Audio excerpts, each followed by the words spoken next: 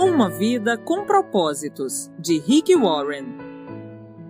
Passaremos os próximos 7 dias falando do propósito número 1. Você foi planejado para agradar a Deus.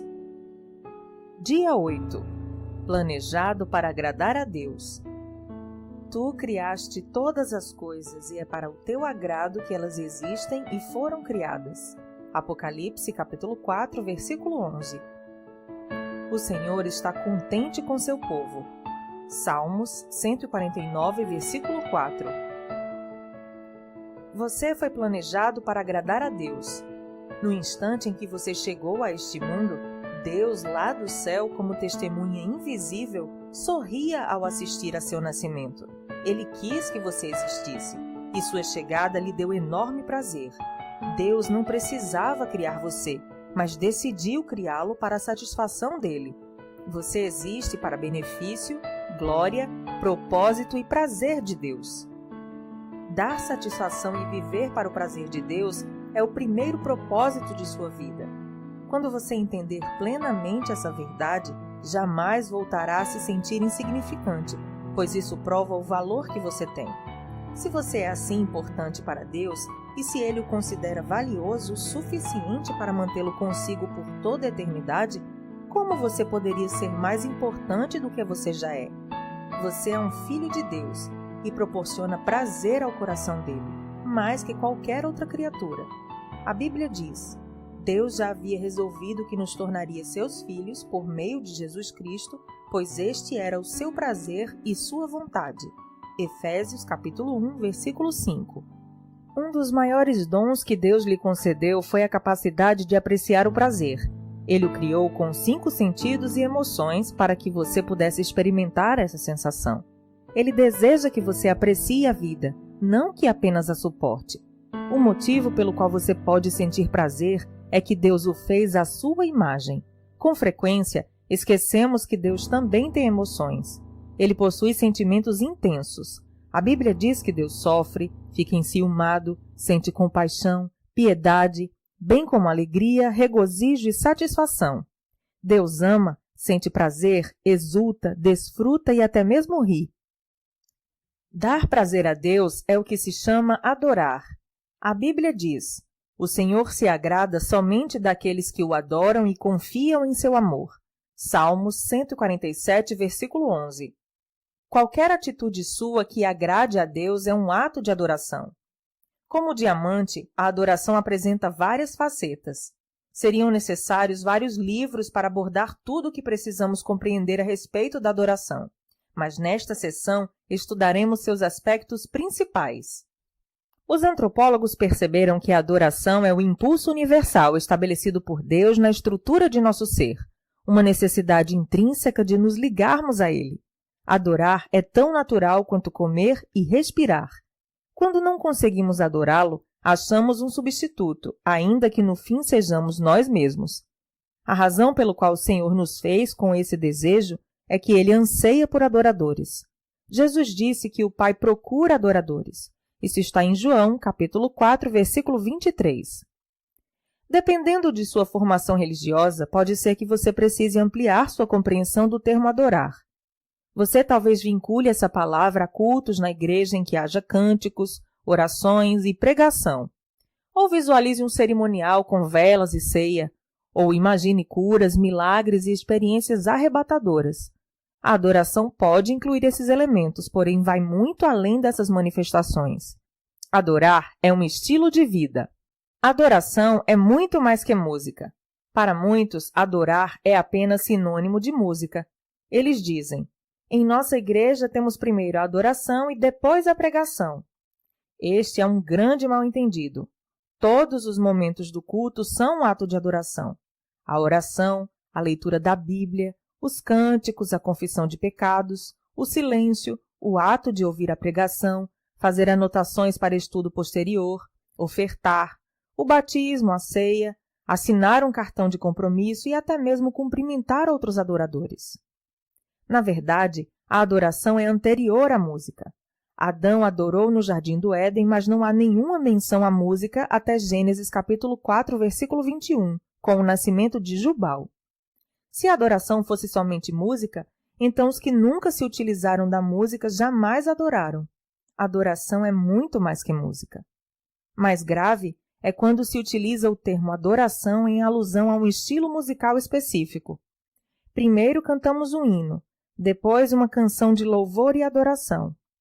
Ou, gosto das canções de louvor mais rápidas, porém prefiro as canções de adoração mais lentas. De acordo com essa convenção, se uma canção for rápida, alta ou tocada por instrumentos pesados, podemos classificá-la como louvor. Mas se for lenta, tranquila e intimista, talvez acompanhada por um violão, então é adoração. Esse conceito de adoração com relação à música é equivocado, embora seja muito comum. A adoração não tem nenhuma relação com o estilo, volume ou andamento da música. Deus ama todos os tipos de música porque Ele inventou todas elas, rápidas e lentas, altas e suaves, antigas e modernas. É provável que você não goste de todas, mas Deus sim. Se são oferecidas ao Senhor em espírito e em verdade, então são um ato de adoração. Os cristãos frequentemente discordam do estilo de música a ser utilizado na adoração, defendendo com entusiasmo seus estilos preferidos, como se fossem os mais bíblicos ou mais reverentes. Mas não existe um estilo bíblico. Não existem notas musicais na Bíblia. Hoje, nem mesmo temos os instrumentos utilizados nos tempos bíblicos. Para ser sincero, o estilo musical que você prefere diz mais sobre você, sua formação e personalidade do que sobre Deus. O som de um grupo étnico pode soar como um barulho para outro grupo, mas Deus gosta da variedade e aprecia todos os estilos.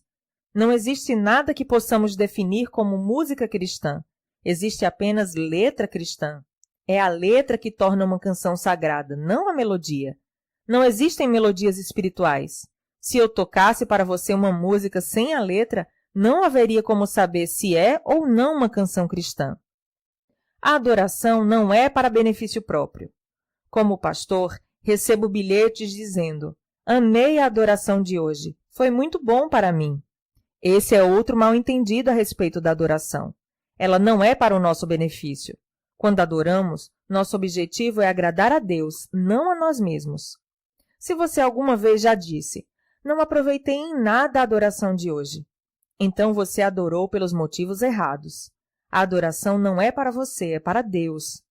Claro que a maioria dos cultos de adoração contém elementos de comunhão entre os irmãos, edificação e evangelização. E existem benefícios na adoração, mas não adoramos para nossa satisfação. Nossa motivação é glorificar e agradar ao Criador. No capítulo 29 de Isaías, Deus reclama de uma adoração hipócrita e sem entusiasmo. O povo estava oferecendo a Deus orações repetitivas, louvor falso, palavras vazias e rituais humanos sem que o significado fosse levado em consideração. O coração de Deus não é tocado por uma adoração meramente tradicional, mas por paixão e compromisso. A Bíblia diz: esse povo se aproxima de mim com a boca e me honra com os lábios, mas o seu coração está longe de mim. A adoração que me prestam é feita só de regras ensinadas por homens. Isaías capítulo 29, versículo 13. A adoração não é parte de sua vida, é sua vida. A adoração a Deus não se limita aos cultos na igreja, pois nos foi dito: estejam sempre na sua presença. Salmos 105, versículo 4. E cantem glórias e louvem ao Senhor desde o nascer até o pôr do sol. Salmos 113, versículo 3. Na Bíblia, as pessoas louvavam a Deus no trabalho, em casa, na batalha, na prisão e até mesmo na cama. Louvar deve ser sua primeira atividade, assim que abrir os olhos pela manhã, e sua última atividade ao fechá-los à noite. Davi disse: eu darei graças ao Senhor o tempo todo. Minha boca sempre o louvará. Salmos 34, versículo 1.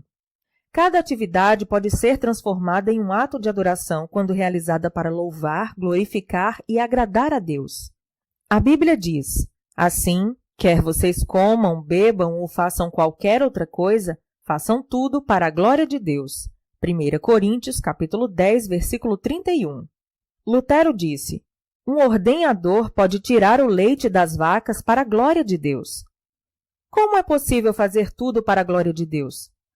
Fazendo tudo como se estivesse fazendo para Jesus e mantendo uma conversa contínua com ele durante a atividade. A Bíblia diz: tudo o que fizerem, façam de todo o coração como para o Senhor e não para homens. Colossenses capítulo 3, versículo 23. Este é o segredo de um estilo de vida em adoração: fazer todas as coisas como se fossem para Jesus. A Bíblia diz: portanto, com a ajuda de Deus, quero que vocês façam o seguinte: entreguem a vida cotidiana, dormir, comer, trabalhar, passear, a Deus como se fosse uma oferta. Romanos capítulo 12, versículo 1. O trabalho torna-se adoração quando você o dedica a Deus e o realiza consciente de sua presença. Logo que me apaixonei por minha esposa, pensava nela o tempo todo. No café da manhã, dirigindo para a escola, assistindo às aulas, na fila do supermercado, abastecendo o carro, eu não conseguia parar de pensar nessa mulher. Constantemente falava comigo mesma a respeito dela e ficava pensando nas coisas que eu mais amava nela. Isso me fazia sentir perto de Kay, mesmo quando estávamos separados por vários quilômetros e frequentávamos faculdades diferentes. Pensando nela constantemente, eu estava permanecendo no seu amor. A verdadeira adoração reside nisto: apaixonar-se por Jesus. Dia 8. Pensando sobre o meu propósito de vida. Tema para reflexão: fui planejado para agradar a Deus. Versículo para memorizar: o Senhor está contente com seu povo. Salmos 149, versículo 4. Pergunta para meditar: que tarefa simples eu poderia começar a fazer como se fosse diretamente para Jesus? Até o próximo áudio.